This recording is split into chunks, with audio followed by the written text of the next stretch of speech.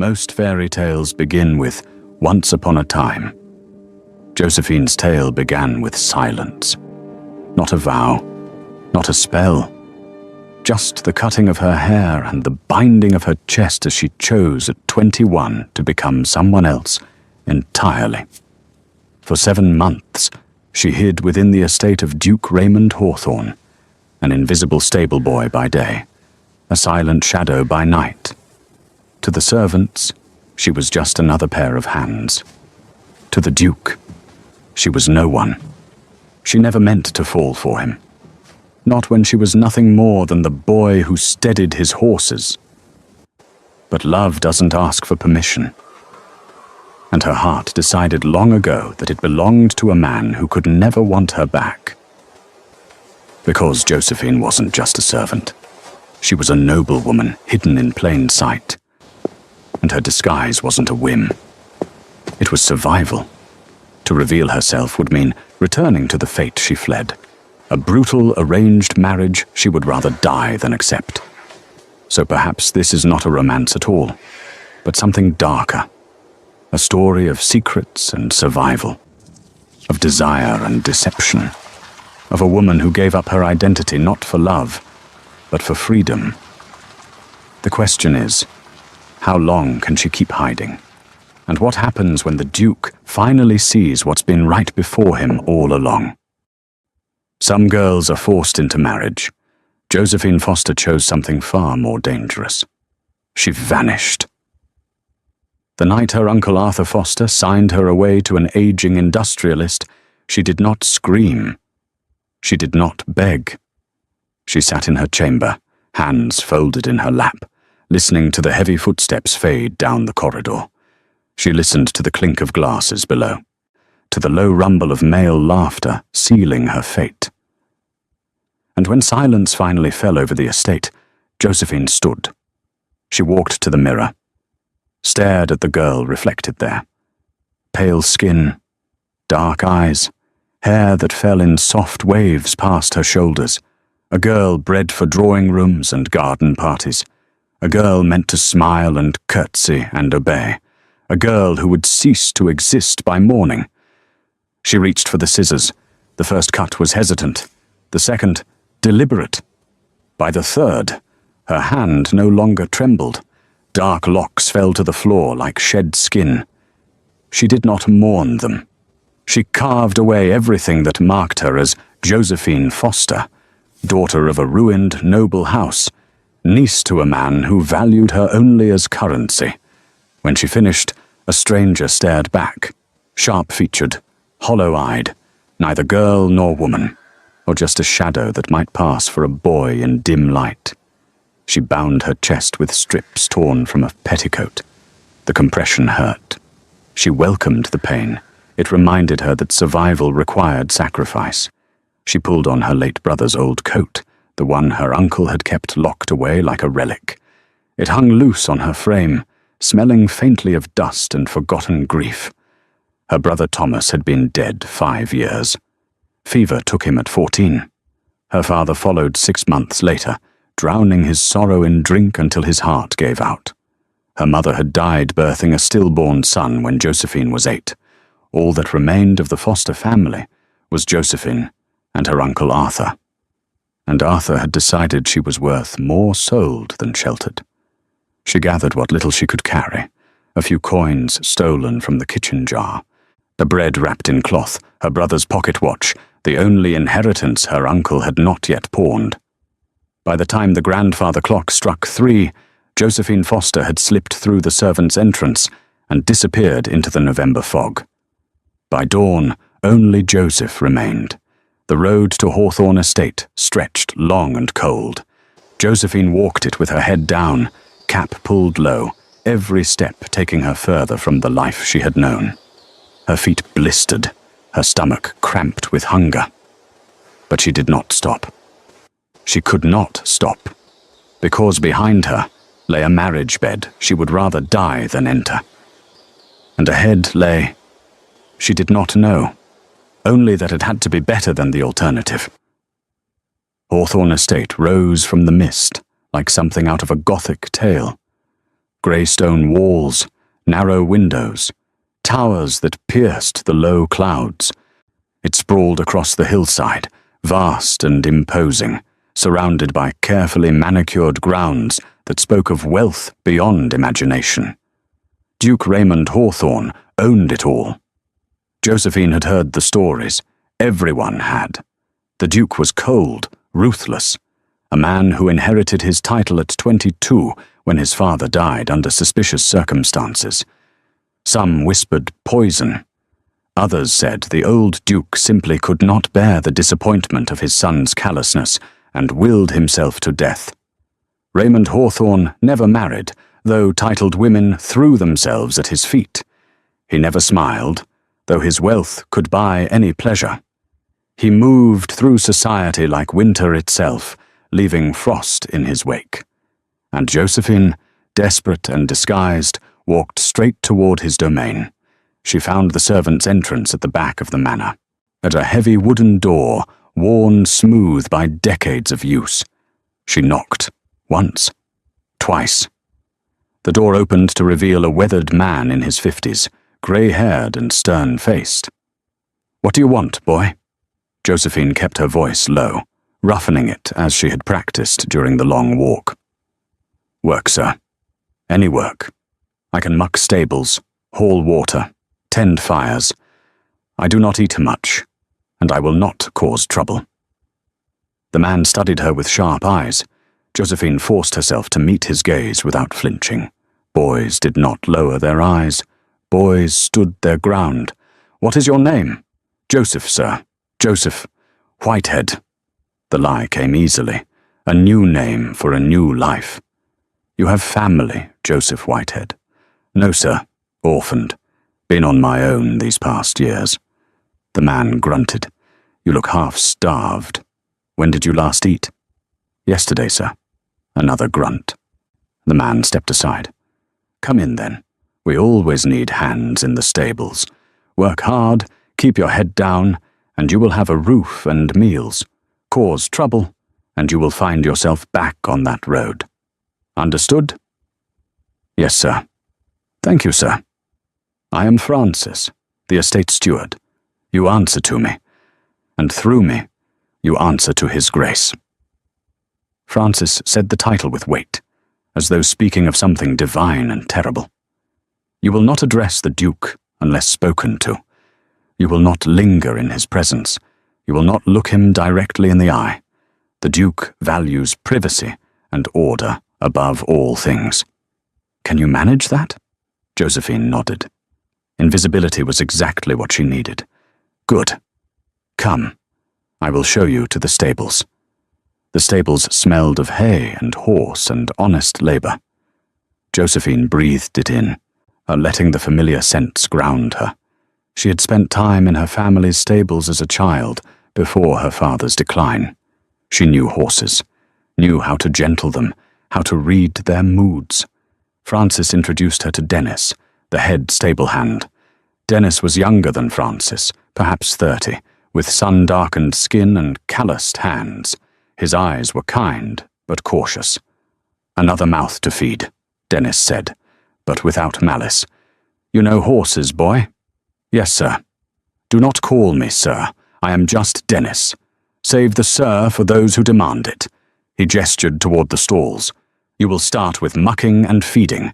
If you prove yourself, I will teach you grooming and tack. His Grace has exacting standards for his horses. They are worth more than you or I will see in a lifetime. Treat them accordingly." Josephine nodded. "I understand." "Good. Or there is a cot in the back room. Straw mattress, but it is warm and dry. You will take your meals with the other hands in the kitchen. Do your work, keep quiet, and you will do fine here."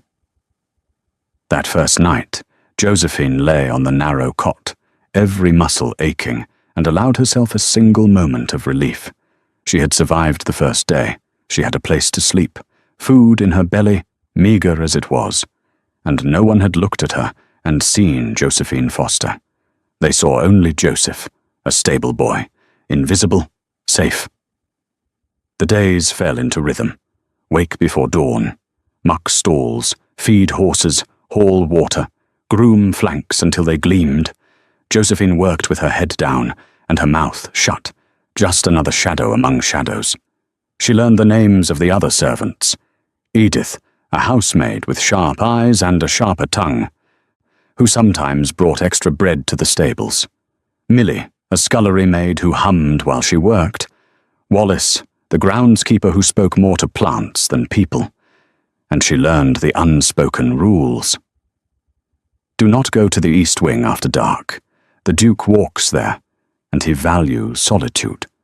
Do not speak unless spoken to. Do not ask questions about His Grace's private affairs. Do not, under any circumstances, draw attention to yourself. Josephine followed every rule religiously. For 6 weeks, she did not see the Duke at all. Only heard his name spoken in hushed tones, heard the whispers about his coldness, his precision, his absolute authority over everything within his domain. And then, on a grey morning in late December, everything changed. Josephine was in the paddock, calming a mare that had spooked at a falling branch. The horse danced sideways, nostrils flaring, hooves striking the frozen ground. Josephine kept her voice low and steady, hands gentle on the lead. Easy, girl. Nothing to fear. Just the wind playing tricks. The mare settled, side still heaving but no longer panicked. Well handled. The voice came from behind her, low, controlled, utterly certain of its authority. Josephine turned slowly, and for the first time, she saw Duke Raymond Hawthorne. He stood 10 paces away, tall and perfectly still. Dark hair, grey eyes that held no warmth, sharp-featured, with the kind of face that belonged in portraits. He wore riding clothes of impeccable cut, black coat fitted to broad shoulders, boots polished to a mirror shine. Everything about him spoke of precision, control, power. Josephine remembered Francis's warning, and do not look him directly in the eye. She dropped her gaze to his boots. "Thank you, Your Grace," she said, voice low and rough. Silence stretched between them. Josephine could feel his gaze on her, heavy as a physical weight. She forced herself to remain still, to breathe evenly, to be nothing more than a stable boy who had calmed a horse. "What is your name?" "Joseph, Your Grace." "How long have you worked here, Joseph?" 6 weeks, Your Grace." Another pause. Josephine's heart hammered against her ribs. She kept her eyes down. "You have a gentle hand with the horses," the Duke said finally. "Dennis has mentioned your competence. I am grateful for the work, Your Grace." She heard him move closer. Boots on frozen ground. 3 steps. 2. He stopped just within her field of vision. "Look at me, Joseph." It was not a request. While Josephine lifted her eyes slowly, met his gaze, and something flickered there. Something she could not name. His eyes narrowed slightly, as though trying to solve a puzzle he had not realized existed. The moment stretched. Too long. Too still. Then the Duke stepped back. "Return to your duties." "Yes, Your Grace." He walked away without another word, stride measured and deliberate. Josephine watched him go, watched him mount a black stallion that Dennis held ready, watched him ride toward the northern fields. Only when he disappeared beyond the tree line did she allow herself to breathe. Dennis approached, voice quiet. "His Grace does not usually speak to stable hands. I did not mean to draw his attention. I know, lad. Just be careful. The Duke notices more than he should." Josephine nodded, throat tight, and because she had felt it too, the weight of his gaze, the way he looked at her as though seeing something he should not. And for the first time since arriving at Hawthorne Estate, Josephine Foster felt afraid. Not of discovery, but of something far more dangerous. "Hey, quick question. How are you feeling right now? Thank you so much for being here. It really means the world to me. I'm working toward 1,000 subscribers, and if Josephine's dangerous secret is already pulling at your heart, please hit that subscribe button for Ariella Duke Romance Library. Smash the like, and drop a comment telling me where you're watching from.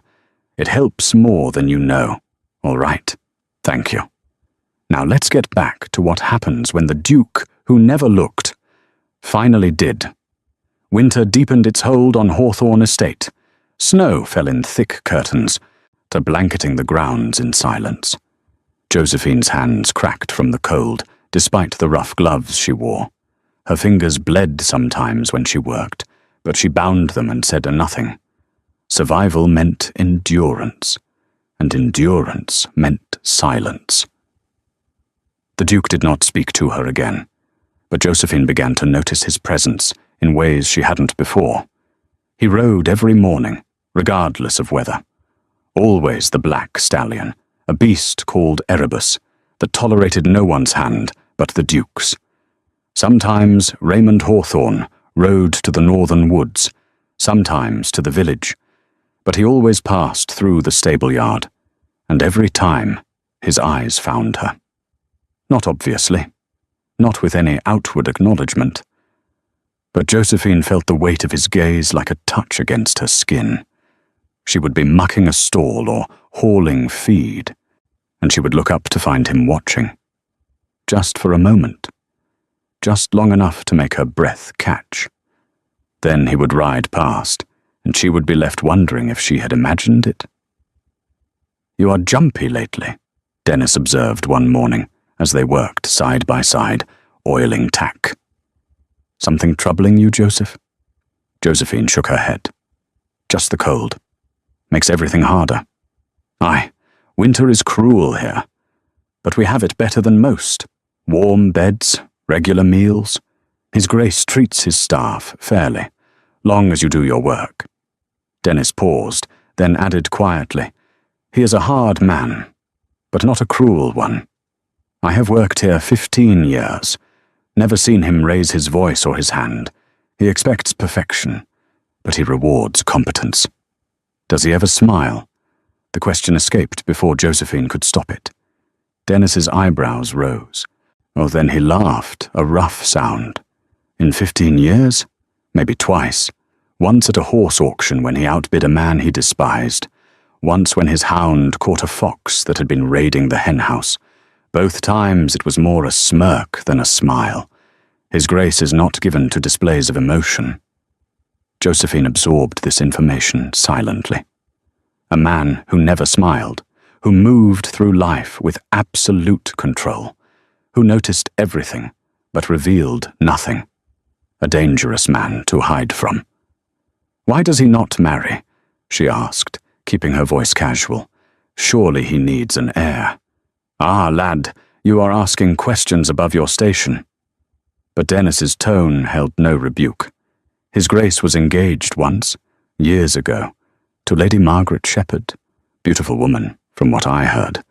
But she broke the engagement 3 months before the wedding, or ran off with a cavalry officer. "Why?" Dennis shrugged. "Some say she could not bear his coldness. Others say he discovered her in a compromising position and released her from obligation. His Grace never speaks of it. And after that, well, he made it clear he had no interest in the institution of marriage." "What about Lady Evangeline Cross? I heard Edith mention her name." "Aye, the families have been negotiating an alliance. But nothing is settled. Lady Evangeline is ambitious. She wants to be a duchess. Whether His Grace wants a wife?" Dennis shook his head. "That is another matter entirely." They worked in companionable silence after that, but Josephine's mind turned over the information, like stones in a stream. A man who had been betrayed.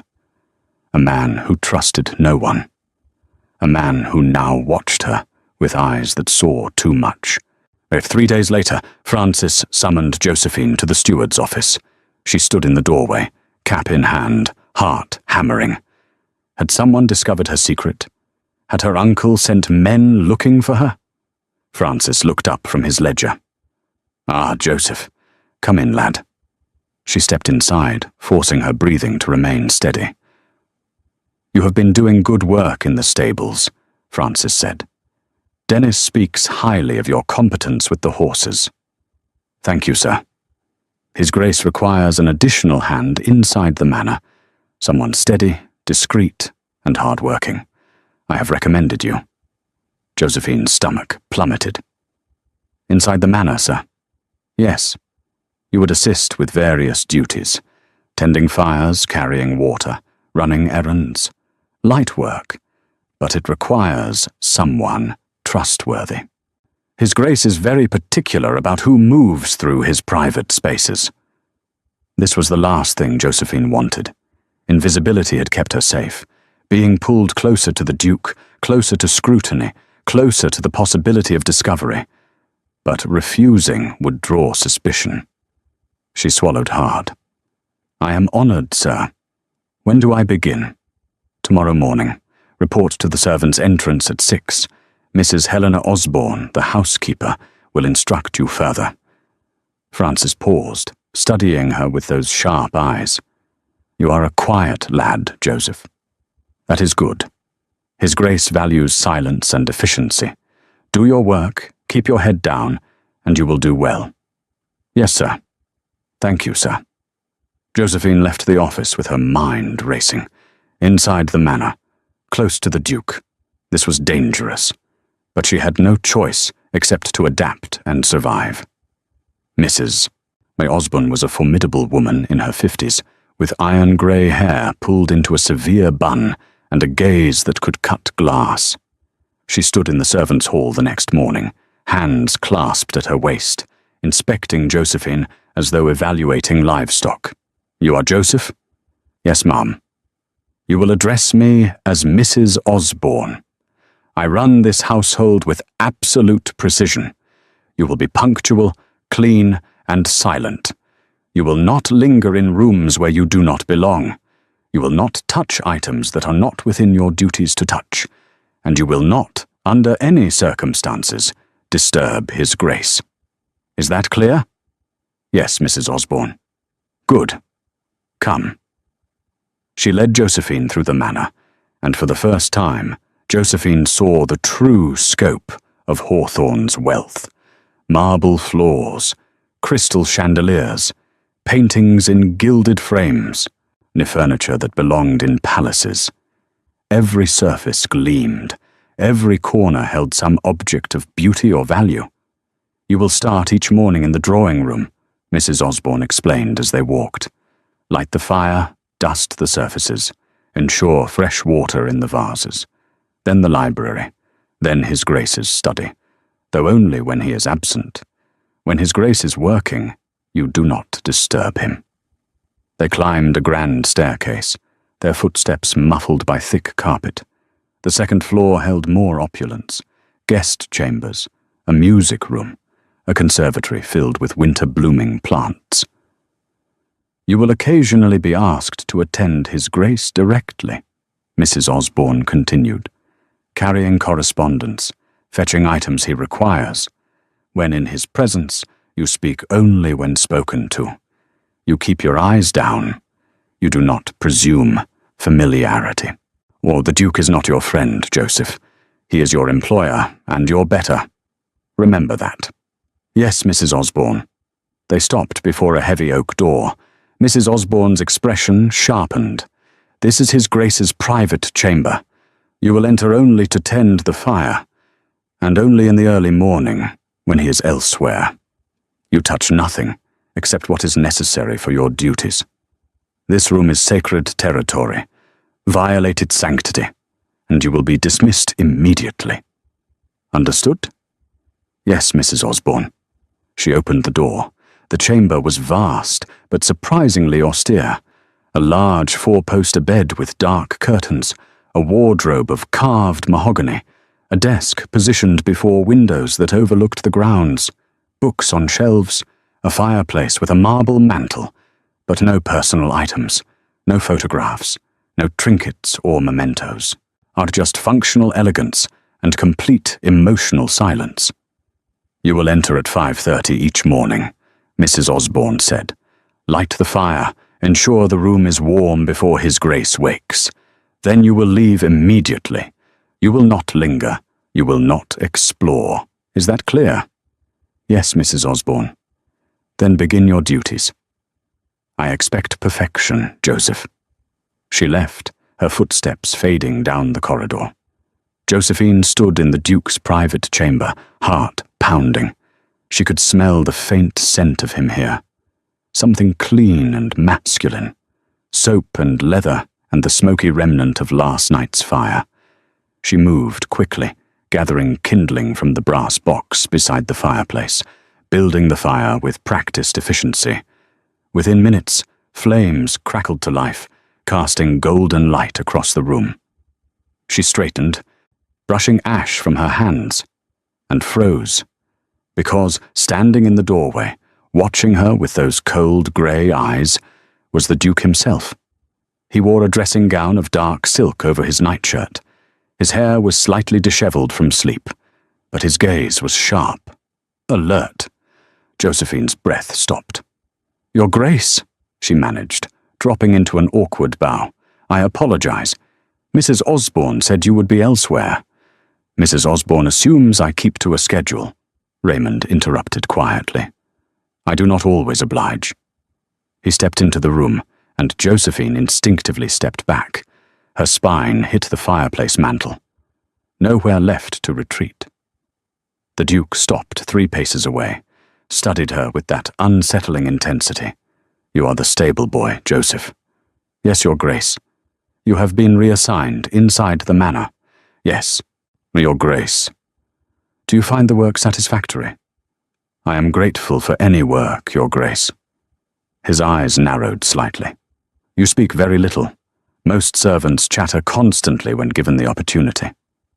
Josephine's throat tightened. "I prefer silence, Your Grace." "As do I." He moved closer. 1 step, then another. Josephine pressed harder against the mantel, hands gripping the cold marble behind her.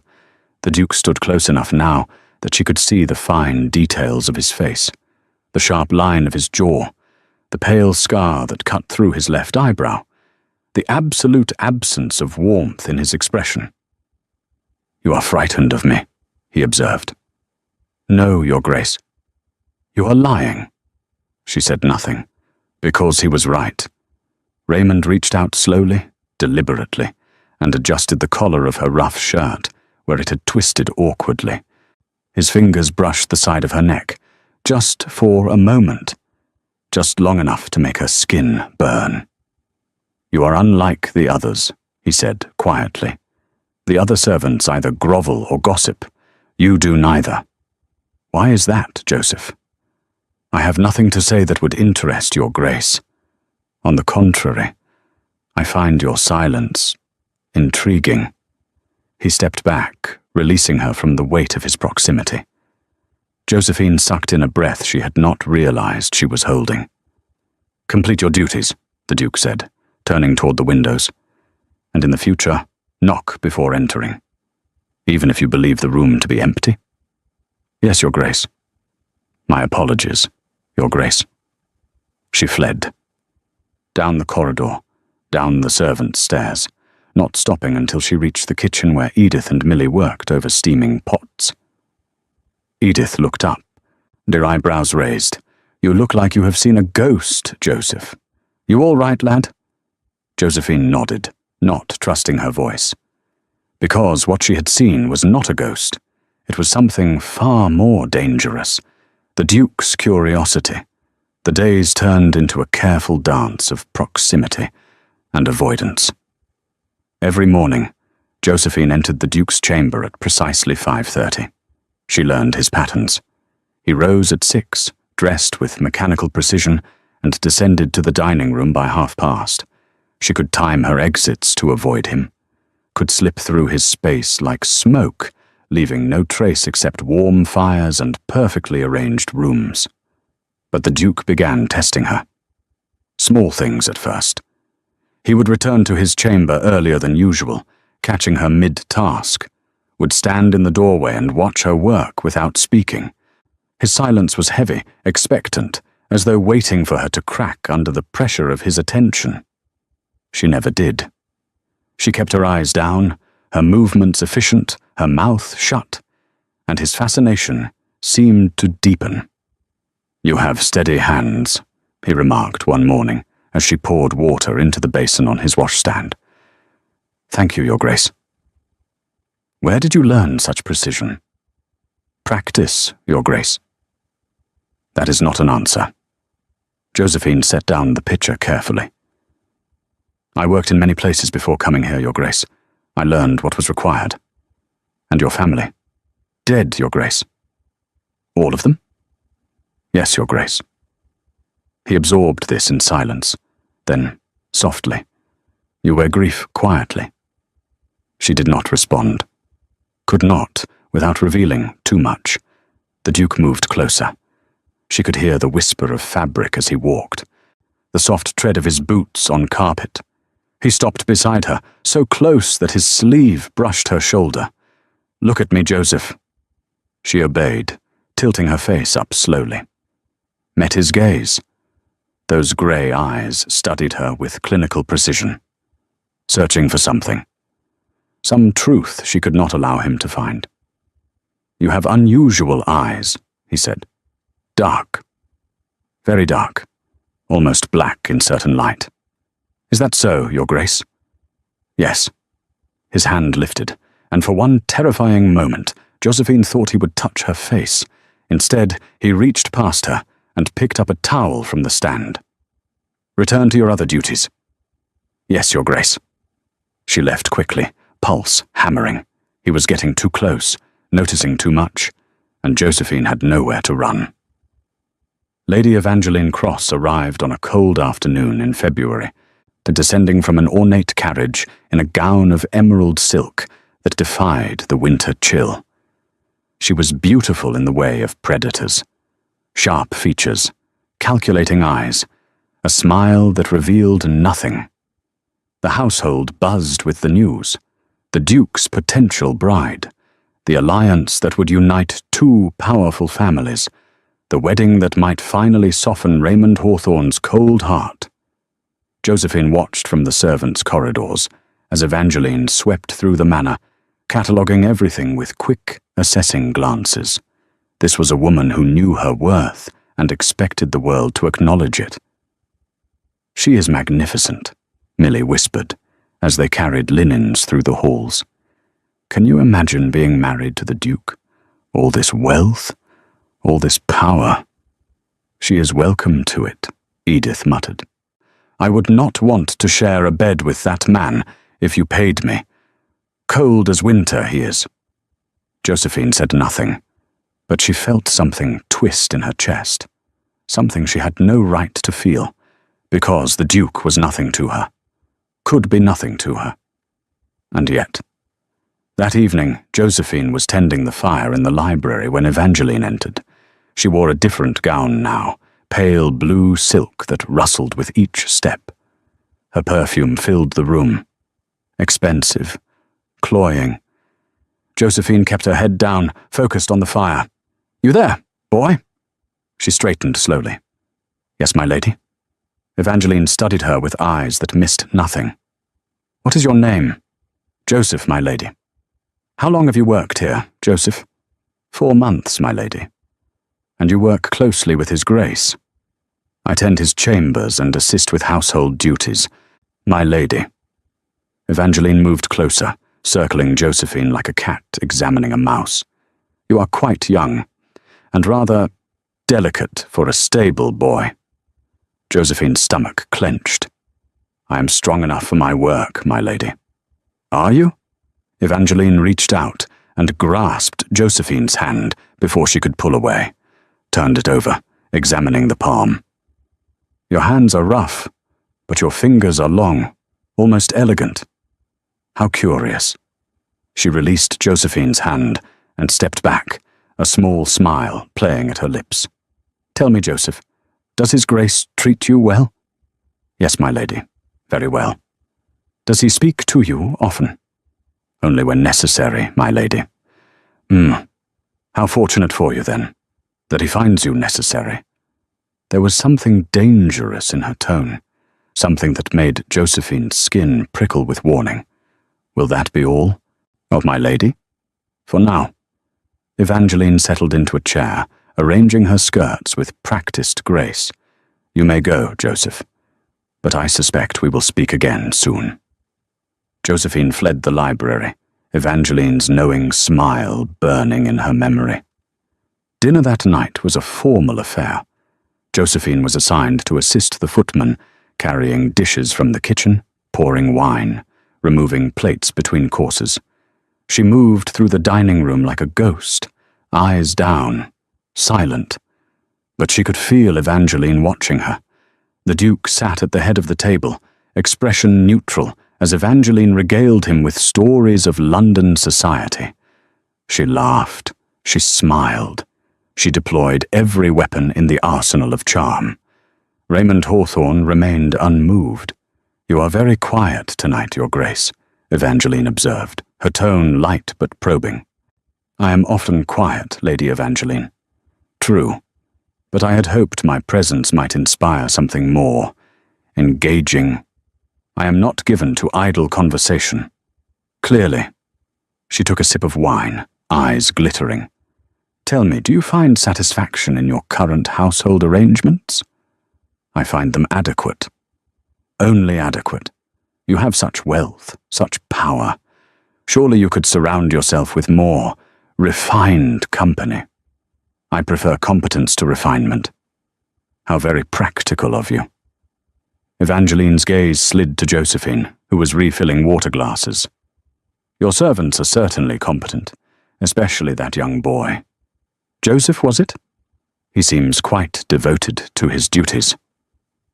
The Duke's eyes flickered to Josephine, just for a moment, but she felt the weight of that glance like a brand. Joseph performs his work satisfactorily, Raymond said. What he is rather unusual, is he not? For a stable boy, there is something almost refined about him. I do not analyze the breeding of servants, Lady Evangeline. Of course not. How foolish of me. But her smile suggested she had made her point. The meal continued. Josephine completed her duties and escaped to the servants' hall, hands shaking as she untied her apron. Edith appeared at her elbow. That Lady Evangeline has sharp eyes. I do not trust her. Why do you say that? Because she looks at people like she is searching for their secrets, and God help you if she finds them. Edith squeezed Josephine's shoulder. Be careful, Joseph. Stay out of her way if you can. Josephine nodded, throat tight. But staying out of Evangeline's way proved impossible, because the lady had decided Josephine was worth watching. 2 days later, while Josephine was in the Duke's study, dusting bookshelves, when Raymond entered unexpectedly. She turned, startled, and nearly dropped the cloth. Your Grace, I did not realize you had returned. Clearly. He moved to his desk, sorting through correspondence with quick, efficient movements. Continue your work. I will not disturb you. She resumed dusting, acutely aware of his presence, the scratch of his pen, the rustle of paper, the sound of his breathing in the quiet room. Minutes passed. Then, Joseph. She turned. Yes, Your Grace. Come here. Her heart stuttered, but she obeyed, crossing to stand before his desk. The Duke set down his pen, leaned back in his chair, studied her with that unsettling intensity. Lady Evangeline has taken an interest in you. Josephine's mouth went dry. I do not know why, Your Grace. Do you not? She seems to believe you are unusual for a servant boy. I am only what I appear to be, Your Grace. And what is that, precisely? A boy who works, who is grateful for employment.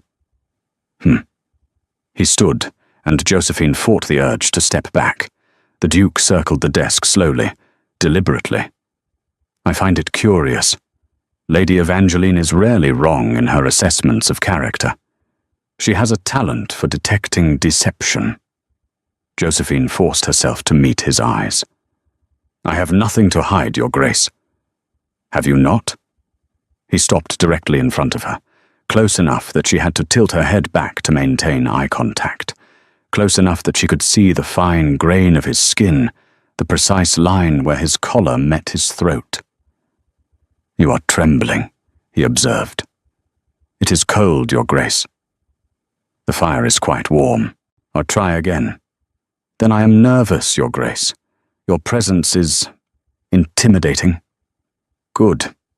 You should be intimidated. I could destroy you with a word, Joseph. Send you back to whatever desperate circumstances brought you here. Do you understand that? Yes, Your Grace. And yet you look me in the eye. Most servants cannot. They cower. They scrape. But you, he tilted his head slightly. You meet my gaze as though you have every right to. I mean no disrespect, Your Grace. I did not say it was disrespectful.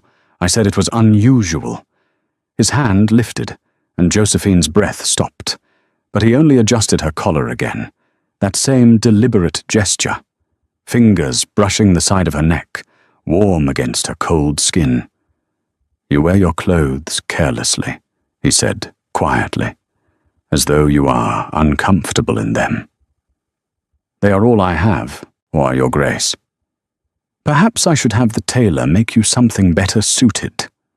That is not necessary, Your Grace. I will decide what is necessary.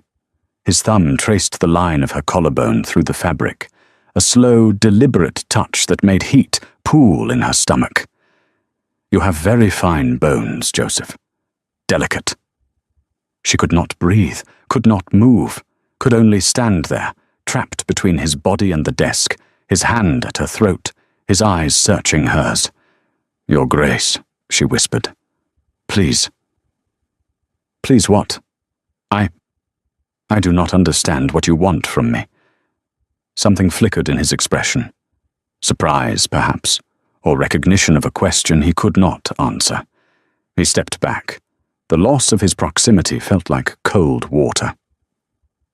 Return to your duties, he said, voice carefully neutral. And stay away from Lady Evangeline. But if she questions you again, inform me immediately. Yes, Your Grace. Josephine fled the study, heart pounding so hard she thought it might shatter her ribs, because she had felt it. The heat in his touch, the hunger in his gaze, and the terrible, impossible truth, the Duke was beginning to want her, not as Joseph, but as something he could not yet name. The tension in Hawthorne Estate grew thick as fog. Evangeline remained for a week, then 2, her presence filling the halls with expensive perfume and probing questions. She watched Josephine constantly. Small comments, pointed observations. A campaign of psychological warfare disguised as curiosity.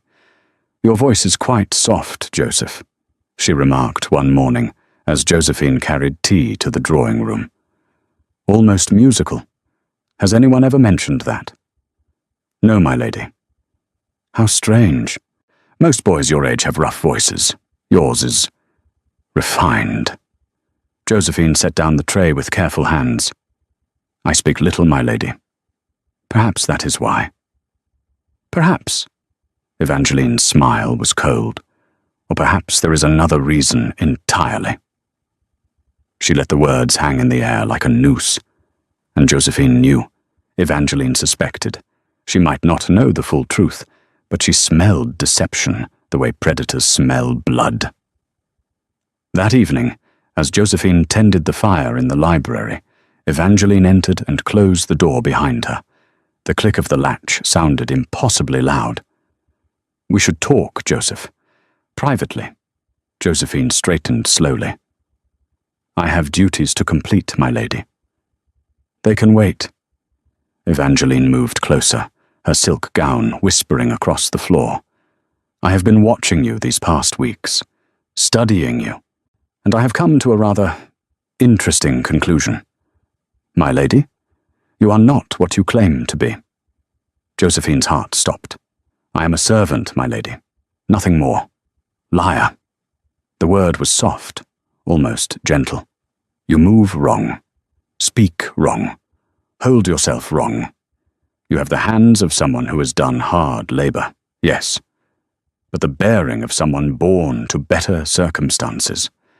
Evangeline circled her slowly. Tell me, Joseph, what are you running from? Nothing, my lady. Everyone is running from something. The question is what? Debt? Crime? Family?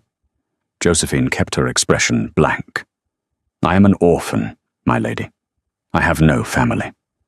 So you claim, but orphans do not usually possess the vocabulary you employ, or the posture, or the subtle refinement that clings to you despite your best efforts to bury it. Evangeline stopped directly in front of her, eyes sharp. Who are you, really? Joseph Whitehead, my lady. And if I were to investigate that name, would I find records of your existence? I do not know, my lady. I have never sought to verify my own existence. Evangeline laughed, a cold sound. Clever. I see why His Grace finds you intriguing. The Duke does not find me intriguing, my lady. He barely notices me. Oh, Joseph, that is the most transparent lie yet. Evangeline leaned closer, voice dropping to a whisper. He watches you constantly. Did you think I had not noticed? The way his eyes follow you across a room. The way he manufactures excuses to be near you. The way he touches you. He does not. Yes, he does. I have seen it. Small touches. Adjusting your collar. Brushing your hand. He thinks he is being subtle. But I recognize desire when I see it. Evangeline's smile turned vicious. And the most delicious part? He does not even understand why he wants you. Because he thinks you are a boy. The words hit like a slap. Josephine forced herself to remain calm. You are mistaken, my lady. Am I? Then prove it. Evangeline reached out suddenly, grasping Josephine's cap and pulling it free. Her hair tumbled loose. Cut short, yes, but still too soft. Too fine. Evangeline's eyes widened. Then she laughed, genuine surprise in the sound. Oh, this is perfect. Absolutely perfect. Josephine snatched her cap back, shoving her hair beneath it with trembling hands. You are wrong. I am not wrong. You are a woman, disguised as a boy, living under the Duke's roof. And he has no idea. Evangeline's delight was palpable. This is the most entertaining scandal I have encountered in years. Please, Josephine whispered, do not tell him. And why should I keep your secret? Because if you expose me, I will be ruined. Sent away. Or worse. Yes, you would be. And that is precisely why this information is valuable to me. Evangeline settled into a chair, arranging her skirts with satisfaction. You see, Joseph, or whatever your real name is, I came here to secure a marriage alliance with the Duke. But Raymond Hawthorne is proving remarkably resistant to my charms. He looks at me with complete indifference. But you? She smiled. You. He cannot stop watching, which means you are the key to understanding what moves him. I am nothing to him. You are everything to him, or he simply does not know it yet. Evangeline leaned forward. Here is my proposition. You will help me win the Duke's affection. You will tell me his preferences, his habits, his private thoughts, and in exchange, I will not expose your secret. I do not know his private thoughts. Then you will find out. You have access to his chambers, his study, his conversations. You will report everything to me. And if you refuse, she shrugged delicately, I will tell Raymond Hawthorne exactly what you are. A liar, a deceiver, a woman who has been sleeping under his roof, playing him for a fool. How do you think he will react to that betrayal? Josephine's hands clenched into fists. You are cruel. I am practical, and you are cornered. Choose wisely, Joseph. She stood, smoothing her gown. I expect your first report tomorrow evening. We will meet here. Do not disappoint me. Evangeline swept from the library, leaving Josephine alone with the fire and her racing heart. She could not do what Evangeline asked, betraying the Duke's trust, spying on him, reporting his private moments to a woman who would use that information as a weapon. It was unconscionable. But if Evangeline exposed her, Josephine would lose everything: her safety, her refuge, perhaps her life if her uncle managed to track her down. She was trapped between two impossible choices. That night, she lay awake on her narrow cot, mind churning through possibilities. She could run, flee into the night as she had fled before. But winter still gripped the countryside. She had no money, no resources, nowhere to go. She could confess the truth to the Duke herself, throw herself on his mercy.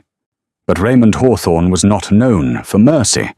He valued order, control, and Josephine had violated both by living a lie under his roof. She could try to appease Evangeline, give her small, harmless details, buy time until the woman lost interest or returned to London. But Evangeline was not someone who lost interest easily.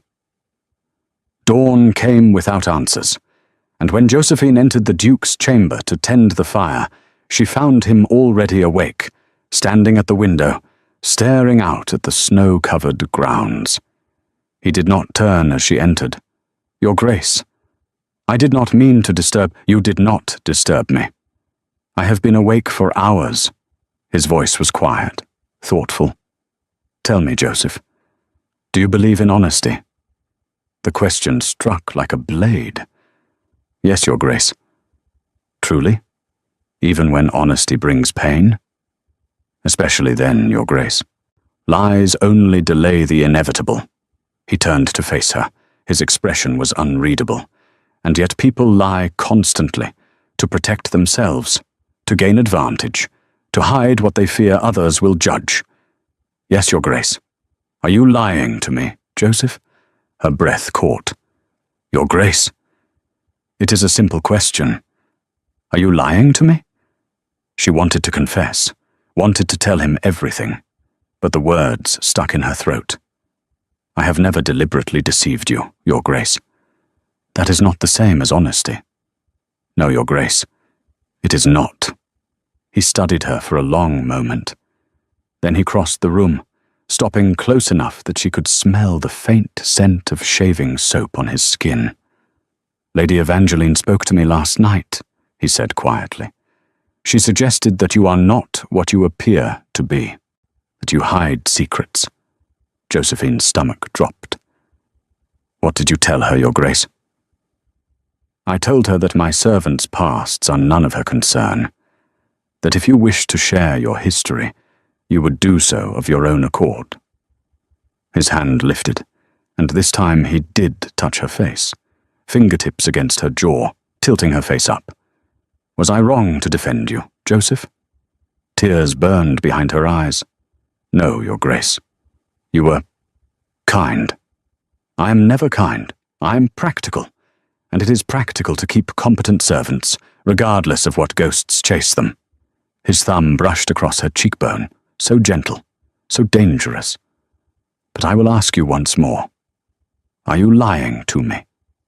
She could feel her control cracking, could feel the truth clawing at her throat. "I am."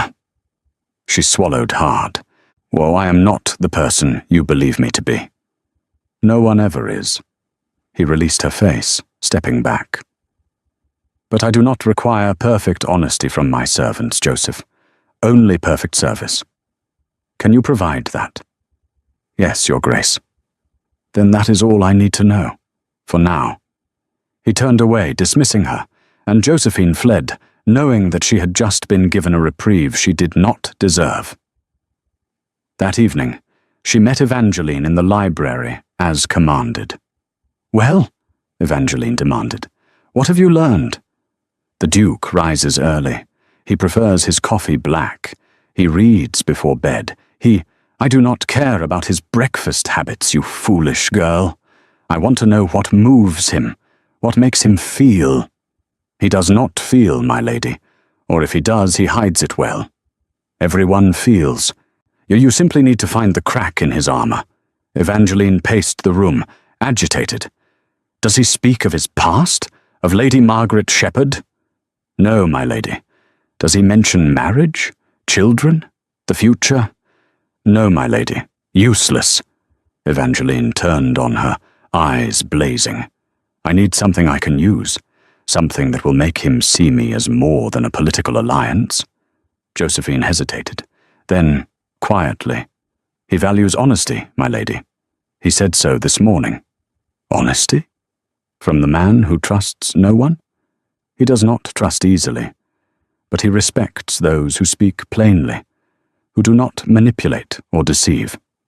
Evangeline absorbed this, a slow smile spreading across her face. Then I shall be devastatingly honest with him. Vulnerable, real. Thank you, Joseph. That is exactly the insight I needed. She swept from the library, leaving Josephine with a sick feeling in her stomach, because she had just given Evangeline a weapon, and weapons in the wrong hands always drew blood. The next week unfolded like a storm building on the horizon. Evangeline deployed her new strategy with surgical precision. She stopped flattering the Duke, stopped performing charm. Instead, she spoke to him with startling honesty about her ambitions, her fears, her desire for a partnership built on mutual respect rather than romantic delusion. And Raymond Hawthorne listened. Josephine watched from the shadows as Evangeline slowly, methodically, began to breach the Duke's defenses. She saw him engage with her in ways he hadn't before, saw conversations stretch longer, saw something that might have been respect flicker in his eyes. And it hurt. Josephine had no right to that pain, or no claim on the Duke's affections, but she felt it anyway, sharp and deep and impossible to ignore. Because somewhere in the past months, beneath the fear and the secrecy and the desperate need to survive, something else had taken root. She had begun to care for him, not the Duke, not the title, not the power, but the man beneath.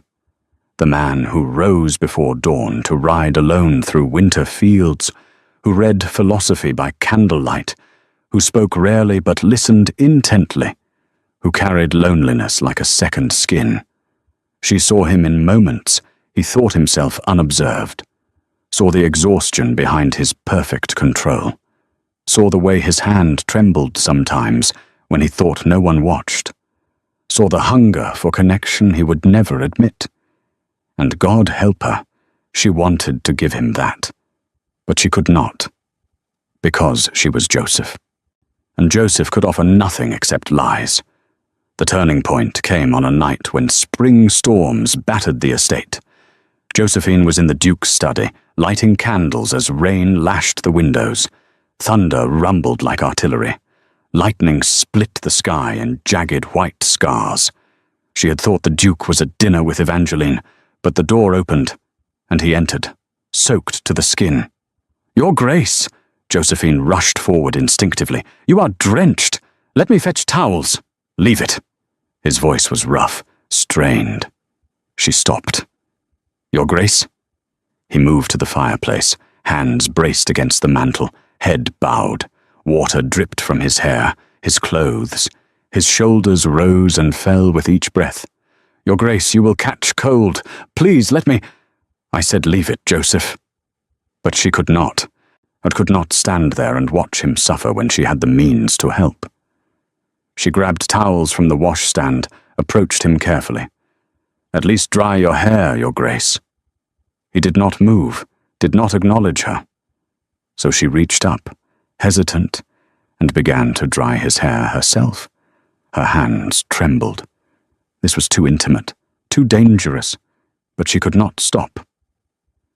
Raymond Hawthorne stood absolutely still beneath her ministrations, like a wild thing, uncertain whether to flee or submit.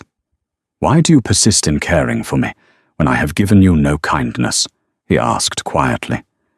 "You have given me work, shelter, safety. That is more kindness than most would offer.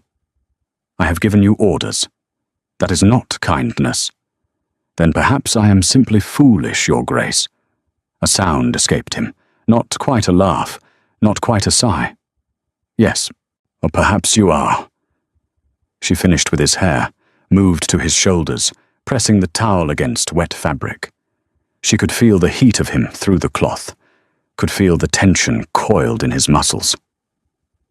What happened, Your Grace? She asked softly. Silence stretched. Then, Lady Evangeline and I had a conversation. I see. She offered me honesty, told me she wants marriage for practical reasons, power, position, security. No pretense of affection, no lies about love. And what did you say, Your Grace? I told her I appreciated her candor, that I would consider her proposal. He turned suddenly, and Josephine found herself trapped between his body and the mantel. Do you know what I thought about Joseph?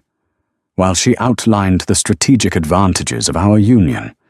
No, Your Grace. You. The word fell between them like a stone in still water. I thought about you, about your silence, your competence, the way you move through my spaces as though you belong there. His hand lifted, cupped her face. Why do I think about you, Joseph? Why do I look for you in every room?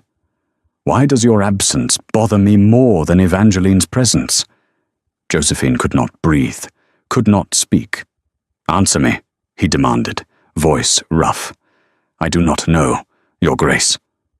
Neither do I, and it is driving me mad. His thumb traced her lower lip, slow, deliberate, and Josephine felt heat flood her body in response. This was wrong, impossible, dangerous. But she leaned into his touch anyway, because for 7 years she had been nothing, had been invisible, had been Joseph. And now, in this moment, Raymond Hawthorne saw her, not as she truly was, but as something worth noticing, worth wanting. Your Grace, she whispered. We should not. I know. But he did not pull away. His other hand found her waist, fingers spreading across her hip. I know what this is, what it makes me, and I do not care. Please, please what, Joseph? Please stop, please continue. Tell me what you want. What she wanted was impossible. She wanted him to see her, truly see her, to know her name and her history and the truth of what she was. She wanted him to want her anyway, but that was a fantasy, a dream that would shatter the moment he learned the truth. She swallowed hard. I want to remain in your service, Your Grace. Nothing more. Liar. But his voice was soft, almost tender. You are trembling again, and not from fear. Your Grace. He kissed her, not gently, or not with hesitation, but with hunger. His mouth covered hers, and Josephine gasped against the onslaught of sensation. She had never been kissed, had never known a man's touch. And now Raymond Hawthorne was kissing her as though she was air, and he was drowning. His hands tightened on her waist, pulling her closer. Her hands found his chest, felt his heart hammering beneath wet fabric. The kiss deepened, and she opened for him, tasting rain and desperation, and something darker, something that felt like need. Thunder crashed overhead, lightning illuminated them in stark relief, and then Raymond pulled back, breathing hard. They stared at each other in the flickering candlelight. God forgive me, he whispered. What am I doing? Your Grace, leave now. Before I do something, we will both regret. Your Grace, Go, Joseph. She fled, ran through the corridors, down the servants' stairs, out into the rain. Let the storm soak her. Let it wash away the taste of him. Let it cool the heat that still burned beneath her skin. Because everything had just changed, and there was no going back. She avoided him for 3 days, found excuses to send other servants to his chambers, to have Dennis handle his horses, to disappear whenever he entered a room. But on the fourth day, Mrs. Osborne summoned her. "His Grace has requested you specifically, Joseph. He wants you to attend him in his private study. Now." Josephine's stomach clenched. "Yes, Mrs. Osborne." She climbed the stairs with leaden feet, knocked on the study door. "Enter." She stepped inside. Raymond Hawthorne sat behind his desk, expression unreadable. "Close the door, Joseph." She obeyed. "And come here." She crossed to stand before his desk, hands clasped behind her back to hide their shaking. The Duke studied her for a long moment. Then he stood, rounded the desk, and leaned against it, arms crossed. "You have been avoiding me." "I have been attending to my duties, Your Grace." "Do not lie to me." "Not after—" He trailed off, jaw tightening.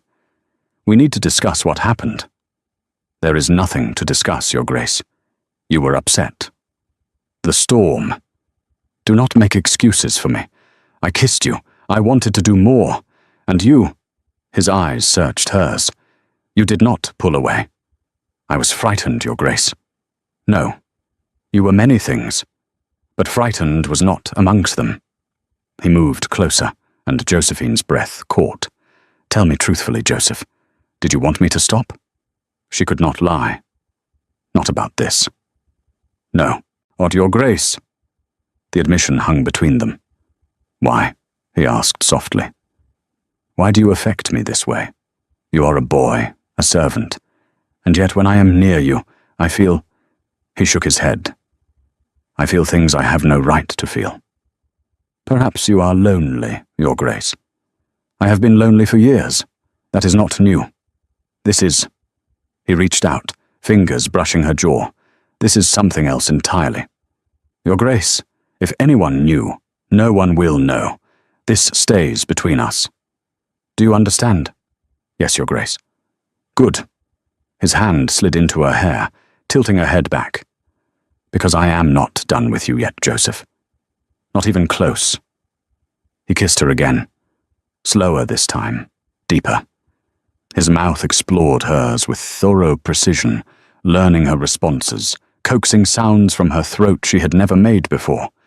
His hands mapped her body through her rough clothes, waist, ribs, the small of her back, and Josephine let him, knowing this was madness, knowing it would end in disaster, but unable to stop. Because for the first time in 7 years, she felt seen, even if he didn't know what he was truly seeing. The affair, if it could be called that, continued in stolen moments. A kiss in the study when no one else was near. His hands on her waist as she tended his fire, the weight of his gaze following her through corridors. And always, always, the tension building toward something neither of them could name. Evangeline watched it all with calculating eyes. "You are playing a dangerous game," she told Josephine one evening, cornering her in the servants' corridor. "The Duke is growing attached to his pretty stable boy. How long do you think you can maintain this charade?" "I am not maintaining anything, my lady." "Oh, please, I have seen the way he looks at you, the way you look at him. It is pathetic and fascinating in equal measure." Evangeline smiled coldly. "But do not worry. I will not expose you. Not yet.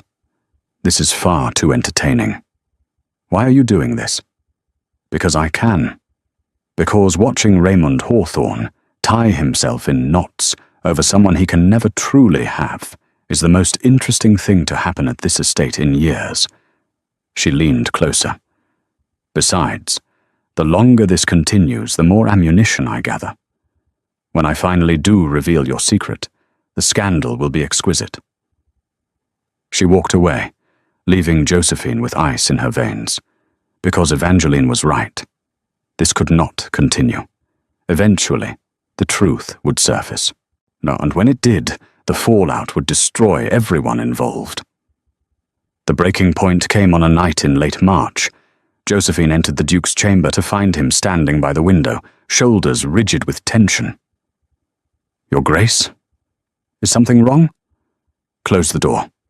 She obeyed, wariness prickling down her spine. He turned to face her.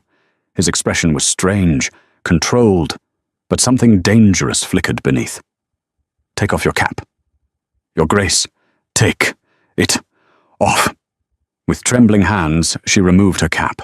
Her short hair fell across her forehead. Raymond crossed to her with measured steps. Stopped close. Too close. "Lady Evangeline came to me today," he said quietly. "She made certain allegations about you." Josephine's heart stopped. "What kind of allegations, Your Grace?" "That you are not what you claim to be. That you are hiding something fundamental. Something that would explain." He gestured between them. "This. I told you, Your Grace. I am only Joseph Whitehead. Yes, you have said. But Evangeline suggested I look more closely. And so I did."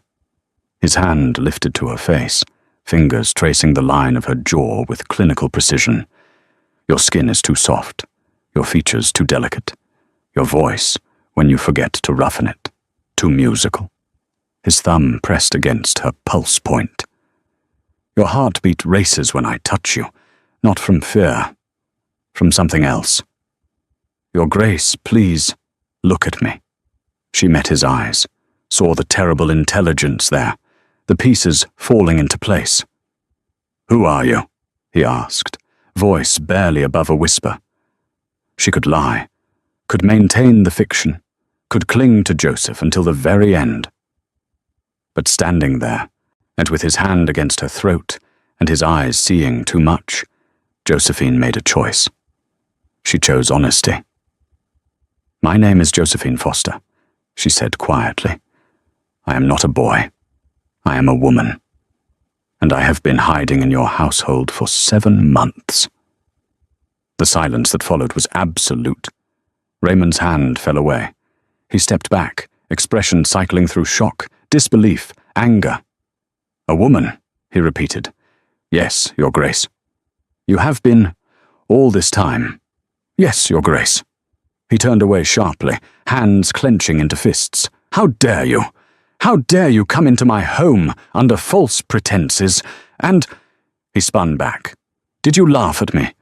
Every time I touched you, every time I kissed you, thinking you were—" "No!" The word burst from her.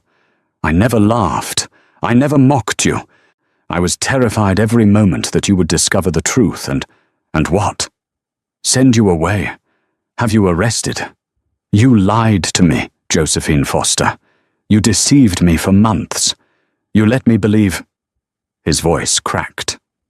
"You let me think I was losing my mind, that I was developing unnatural desires for a boy in my employ." Tears burned in her eyes. "I am sorry, Your Grace. I had no choice. I was desperate. My uncle was forcing me into a marriage I could not bear, and I—" "You ran, and hid, and made a fool of me in my own house. That was never my intention. I do not care about your intentions. I care about your actions, and your actions have been nothing but deception." He moved to his desk, braced his hands against it. "Get out. Your Grace, get out!" She fled. She did not sleep that night. Could not. She lay on her cot, waiting for the inevitable, waiting to be dragged from her bed and thrown into the street, waiting for her uncle to be summoned, waiting for the life she had built to crumble. But morning came, and nothing happened. No one came to dismiss her. No one came to drag her away. She rose, washed, dressed, and went to the Duke's chamber, as she had every morning for months. The fire was cold, the room empty. She lit the fire with shaking hands, tended to the room, and left. The day passed in tense silence. She completed her duties mechanically, expecting at any moment to be summoned to face consequences. But the summons never came, and when she saw the Duke across the courtyard that afternoon, he looked through her as though she did not exist, as though Josephine Foster had disappeared as completely as she had the night she fled her uncle's house. 3 days of silence. 3 days of Raymond Hawthorne treating Josephine like empty air. She remained at the estate only because he had not formally dismissed her. But the weight of his absence was crushing. She had grown accustomed to his attention, his proximity, his dangerous fascination. Now she had nothing, and it hurt more than she could have imagined. On the 4th day, Evangeline sought her out in the stables. "He knows," the lady said without preamble. "I can see it in his eyes. The way he avoids you. The way his jaw tightens when someone mentions your name." She smiled. "Tell me, how did he react when you confessed?" "He asked me to leave." "And yet you are still here. Oh, how curious. He has not formally dismissed me. Because Raymond Hawthorne does not know what to do with you, you have broken his carefully ordered world, made him question everything he thought he knew about himself." Evangeline's smile widened. "It is delicious. Why do you take such pleasure in this?" "Because men like the Duke think they are above the messiness of human emotion. They think their control makes them invulnerable. But you, Josephine Foster, have proven him wrong. You made him want, made him feel. And now he does not know how to reconcile that with his precious sense of order. What do you want from me?" "Nothing. Not any more. The entertainment value of this situation far exceeds anything you could provide through spying." Evangeline turned to leave, then paused. A word of advice, though. "If you want to survive this, stop hiding, stop being Joseph, be Josephine, completely, and force him to see you as you truly are." She left, and Josephine stood in the dim stable, her words echoing. "Stop hiding, be Josephine." But she did not know how, had not been Josephine in so long that the woman felt like a stranger. That night, she made a decision. She bathed properly. For the first time in months, she let herself be clean without the grime of work obscuring her. She found a dress in the servants' quarters. Nothing fine. Just a simple grey frock that had belonged to a maid who left years ago. She unbound her chest. Let her body take its natural shape. She combed her hair. It was still short, but it curled softly around her face when clean. And when she looked in the small mirror above the wash basin, she saw a woman staring back. Not a lady. Not any more. But not Joseph either. Just Josephine. She waited until late, until the household slept. Then she climbed the stairs to the Duke's private chambers, knocked softly. "Enter." She opened the door. Raymond Hawthorne stood by the fireplace, glass of whiskey in hand. He looked up at the sound of the door and froze. Because standing in his doorway was not Joseph, but a woman in a simple dress with short, dark hair and eyes that held a lifetime of secrets. "What are you doing here?" His voice was carefully neutral. "I came to show you the truth, Your Grace. All of it. I already know the truth. You are a liar who deceived me. Yes, I am, but I'm also more than that. And you deserve to see who you were really drawn to." She stepped into the room, closing the door behind her. "You said you could not understand why you wanted Joseph, why you looked for me in every room, why my absence bothered you. It was because some part of you knew, recognized something in me that did not fit the disguise. Your instincts were not wrong, Your Grace. They were simply seeing what I tried to hide." He set down his glass with careful precision. "You presume too much. Perhaps. But I have already lost everything. I have nothing left to lose by being honest. What do you want from me, Josephine Foster?" "Nothing. I want nothing from you. I simply wanted you to see me. Truly see me. Before I leave."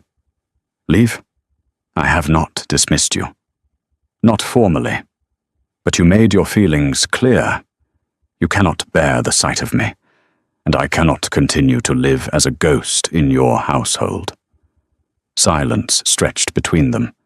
Then Raymond moved, 3 long strides, and he stood before her. "You think I cannot bear the sight of you?" His voice was low, dangerous. "You think my anger stems from disgust? Does it not? No, you foolish woman. I am furious because I kissed you, touched you, wanted you, and the entire time I was terrified there was something wrong with me, that I was developing perversions that would destroy me." His hand shot out, gripping her chin. "Do you understand what you put me through? The self-loathing? The confusion? I am sorry. I do not want your apologies. I want—" He stopped, jaw clenched. "I do not know what I want." "Then let me go, Your Grace. Release me from your service. Let me disappear."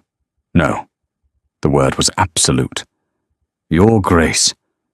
You think I will simply let you walk away? After months of driving me to distraction? After making me question everything I thought I knew about myself?" His grip tightened. "You belong to me now, Josephine Foster. Whether as Joseph or Josephine, you are mine. You cannot own a person. I can. I do, and I will not release you." He pulled her closer, until their faces were inches apart. "You deceived me, lied to me, made a fool of me, and I should hate you for it. But you do not. No. God help me, I do not." His mouth crashed against hers. The kiss was furious, punishing, but beneath the anger, Josephine tasted something else. Want, need, recognition. She kissed him back with 7 years of suppressed desire, 7 years of being invisible, 7 years of denying her own existence. All of it poured into that kiss. Raymond's hands found her waist, yanked her against him, and this time, there was no binding to hide her curves, no rough fabric to obscure her shape, just the simple dress and the truth of her body beneath. He pulled back, breathing hard, stared at her as though seeing her for the first time. "You are beautiful," he said roughly, "even with your hair shorn and your hands rough from labor. You are the most beautiful thing I have ever seen." Tears spilled down her cheeks. "Your Grace, Raymond, when we are alone, you will call me Raymond." "Raymond," she whispered. He kissed her again. Softer this time, deeper. His hands explored her body with reverence, learning every curve, every difference from the boy he thought he knew. "I should not want you," he murmured against her mouth. "You are everything I should despise. A liar, a fraud, a woman who made me doubt my own sanity. I know, and yet I cannot let you go. Then do not." He carried her to his bed, laid her down gently, followed her down, covering her body with his. "If we do this," he said quietly, "there is no going back. You understand that?" "Yes. I will not marry you. I cannot. The scandal would destroy us both. I do not ask for marriage. What do you ask for? Only this. One night where I am not hiding, where I am simply Josephine, and you are simply Raymond, and we can be honest with each other." He studied her face for a long moment. Then he kissed her forehead, her eyelids, her cheeks. "One night," he agreed. And that night, Josephine Foster stopped being invisible. Morning came too soon. Josephine woke in Raymond's bed, his arm heavy across her waist. For one perfect moment, she allowed herself to simply exist in that space, to feel wanted, seen. Then reality crashed back. She was still Josephine Foster, still a woman with a past that would catch up to her eventually, and Raymond was still the Duke, still a man whose position required discretion and propriety. She slipped from the bed carefully, trying not to wake him. "Where are you going?" She turned. Raymond was awake, watching her with those grey eyes. I should return to my quarters before the household wakes. No. Raymond, I said no. You will stay here. We will figure this out together. There is nothing to figure out. Last night it was everything. But it cannot continue. You know that. He sat up, sheets pooling at his waist. Why not? Because you are a duke, and I am a fugitive hiding from an arranged marriage. As because if my uncle finds me, I will be dragged back and forced to marry a man old enough to be my grandfather. Because society would crucify us both if this became known. Then we will be careful. Raymond. A knock at the door interrupted them. Your Grace? It was Francis's voice. I apologize for the intrusion, but there is a man at the gate demanding entrance. He claims to be the uncle of a missing girl, a Josephine Foster. The blood drained from Josephine's face. Raymond's expression hardened. He rose, pulled on his dressing gown with swift efficiency. Tell him I will receive him in the drawing room in 20 minutes. Yes, Your Grace. Footsteps faded down the corridor. Raymond turned to Josephine. Get dressed. We end this now. 20 minutes later, Josephine stood in the drawing room, wearing the grey dress. The hands clasped before her. Raymond stood beside her, fully dressed, expression carved from ice. The door opened. Arthur Foster entered, a well-fed man in his 50s with cruel eyes and an entitled sneer. He stopped when he saw Josephine. There you are, you ungrateful wretch. Do you have any idea the trouble you have caused? The embarrassment? Uncle Arthur, Josephine said quietly. Do not Uncle Arthur me. You will pack your things immediately. We are leaving. Your betrothed has been very patient, but his patience has limits. She is not going anywhere. Arthur's gaze snapped to Raymond. I beg your pardon, Your Grace, but this is a family matter. My niece ran away to avoid her responsibilities. I have every right to— You have no rights here. This is my estate, and Josephine Foster is under my protection. Your protection? Arthur laughed. Your Grace, do you even know what she has been doing here? How she has been living? I know everything I need to know. Then you know she has been masquerading as a boy, living in your stables, deceiving you and your entire household. Arthur's smile was vicious. What will society say when they learn the Duke of Hawthorne harbored a runaway girl disguised as a stable boy? The scandal would be extraordinary. Raymond's expression did not change. Is that a threat? Merely an observation, Your Grace. But if my niece returns with me willingly, no one need ever know the details of her adventure. And if she does not return willingly, then I will have no choice but to inform certain members of society about the irregularities in your household, or for Josephine's own safety, you understand. Josephine's stomach twisted. Uncle, please. Silence, girl. You have said quite enough. Now come, we are leaving. He reached for her arm. Raymond moved. One moment, Arthur was reaching for Josephine. The next, Raymond's hand was locked around Arthur's wrist, grip crushing. You will not touch her. The words fell into absolute silence. Arthur tried to pull free. Failed. Your Grace, release me at once. I will release you when you understand the situation. Josephine Foster is under my protection. She will remain under my protection. And if you attempt to take her from this estate, I will destroy you. You cannot— I can. I have connections you cannot imagine, resources you cannot match. I can make you disappear, Arthur Foster. Not physically, but socially, financially. I can ensure you never receive another loan, another invitation, another scrap of respect from anyone who matters. Do you understand me? Arthur's face paled. The engagement contract is binding. She is legally— The engagement contract was signed by a man who had no legal authority over her. Josephine Foster is of age.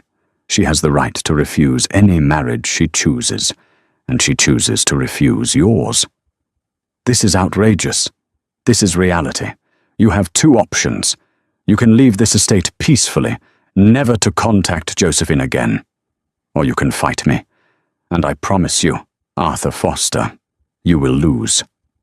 For a long moment, no one moved. Then Arthur jerked his arm free, stumbled back. You will regret this, Hawthorne. Both of you. The only thing I regret is allowing you into my home. Francis will see you out. Arthur left, his threats fading with his footsteps. And then there was only silence. Josephine turned to Raymond. Thank you.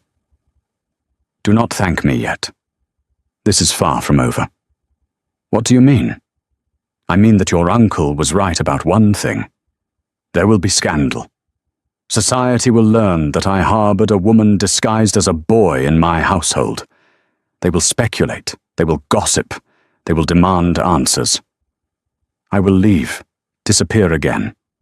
You can say I deceived you, that you had no idea. No! Raymond, I said no.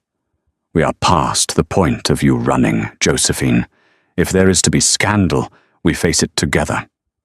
But your reputation is built on control and coldness.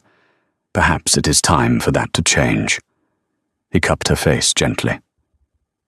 I cannot offer you marriage. Not yet. The timing would be too suspicious. But I can offer you safety. A place here, and openly, as my companion. Your mistress, you mean? If you wish to use that word, or we can call it something else. A partnership, an arrangement. I do not care about the label.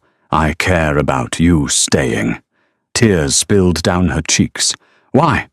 Why would you risk everything for me? Because you make me feel human again. Because in 7 months, you did what no one else has done in years. You made me want to be more than a title, more than a cold shadow, moving through a cold house. He kissed her forehead. I do not love you, Josephine. I do not know if I am capable of love, but I want you, and I choose to keep you, if you will allow it. She kissed him, poured everything she couldn't say into that kiss. When they parted, she whispered, I will stay. Good. Hawthorne Estate transformed with the seasons. More summer brought warmth and light to the grey stone walls. Gardens bloomed. Windows stood open to bird song and gentle breezes, and Josephine Foster, no longer hiding, walked through it all as herself. She wore dresses now, simple ones, befitting her ambiguous position in the household. Not quite servant, not quite lady. Something in between that society whispered about, but could not quite define. The scandal had come, as Raymond predicted. Rumours spread through drawing rooms and gentlemen's clubs. The Duke of Hawthorne and his mysterious companion. The woman who lived at his estate, unchaperoned and unashamed. Some called her his mistress. Others, more charitably, called her his ward. Raymond called her Josephine. And that was enough. Lady Evangeline had returned to London, thwarted but strangely satisfied. But you won, she told Josephine before leaving. Not the way I expected. But you won nonetheless. Enjoy your victory. Dennis still worked in the stables, still called her Joseph sometimes, out of habit, then caught himself with a grin. Edith brought her tea in the mornings and gossip in the afternoons, delighted to have a confidant who understood the complicated dynamics of the household. And Raymond remained the Duke in public. Cold, controlled, untouchable. But in private, he was something else, entirely. He was the man who read to her by firelight, who taught her to play chess and laughed when she beat him, who kissed her until she forgot her own name and then held her through the night. They did not speak of love. Perhaps they never would. But they had something rarer. They had honesty, partnership, a shared understanding of what it meant to be alone and then to choose not to be. One evening, as they sat together in his study, Josephine asked the question that had haunted her for months. "Do you regret it? Taking me in? Protecting me? All the scandal that followed?" Raymond set down his book, considered her with those grey eyes. "No," he said simply. "I regret many things in my life, Josephine Foster. But you are not one of them." He pulled her into his lap, kissed her with the thoroughness of a man who had all the time in the world, and Josephine, who had spent 7 years as someone else, finally allowed herself to simply be. Not Joseph, not a disguise, not a lie, just Josephine. Seen, known, chosen. And for the first time in longer than she could remember, she was not running. She was home, and that's where we leave Josephine and Raymond, no longer hiding, no longer alone. If this story moved you, please show some love by hitting that like button and subscribing to Ariella Duke Romance Library for more passionate Victorian romances. And I'd love to know, rate this story from 1 to 10 in the comments below. What did you think of Josephine's journey? Of the Duke's transformation? Your feedback means everything. Thank you for being here. Until the next story, stay romantic.